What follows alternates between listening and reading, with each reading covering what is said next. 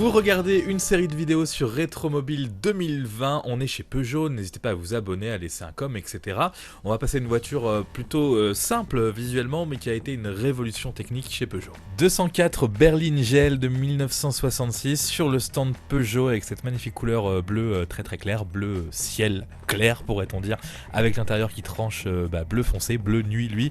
Elle est vraiment très très belle, je soupçonne que ce soit une voiture qui a été rénovée dans l'émission Wheeler Dealer avec le toit ouvrant et le petit truc pour faire comment on dit, saut de vent chromé qu'on voit pas très bien ici. Donc l'intérieur est plutôt magnifique, la peinture extérieure est belle, j'adore ce petit accessoire là, voilà, le petit disque de stationnement, la vignette 1979, les essuie-glaces chromés sont magnifiques.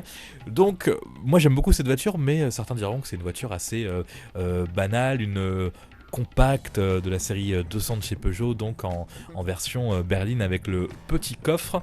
Peugeot dit que c'est une voiture qui est une vraie rupture technologique et qu'elle est l'archétype des Peugeot actuels. C'est la première Peugeot à être équipée d'un moteur donc à traction avant, ce n'est pas une propulsion, il n'y a pas de tunnel central, du coup la boîte de vitesse est positionné directement sur le moteur qui est plutôt moderne, 1100 cm3 environ et une puissance de 60 chevaux, ce qui est un très bon rapport puissance et cylindrée pour l'époque, donc bravo Peugeot.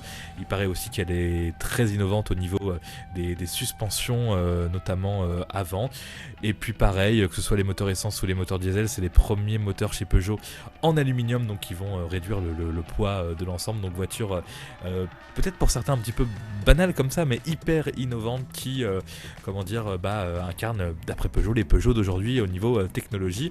Elle est pendant 3 années la voiture la plus vendue en France entre 1969 et 1971, hein, toujours la petite guéguerre avec les compacts Renault et les compacts ou les citadines de chez Peugeot pourrait-on dire. Elle va participer aussi à des rallyes en Afrique et elle sera écoulée à 1 600 000 exemplaires. Je dis une fausse info, 1 4296 exemplaires en tout exactement entre les versions berline et les versions pas berline. Les versions coupées, j'ai un petit doute sur la 204 coupée, bon ce sera à vérifier. La 304 coupée oui, la 204 coupée il y a peut-être un petit doute là-dessus. En tout cas très très belle voiture, magnifique logo Peugeot de l'époque à l'avant, la couleur, l'intérieur, tout est très très beau dans cette voiture sur le stand Peugeot à Rétromobile 2020.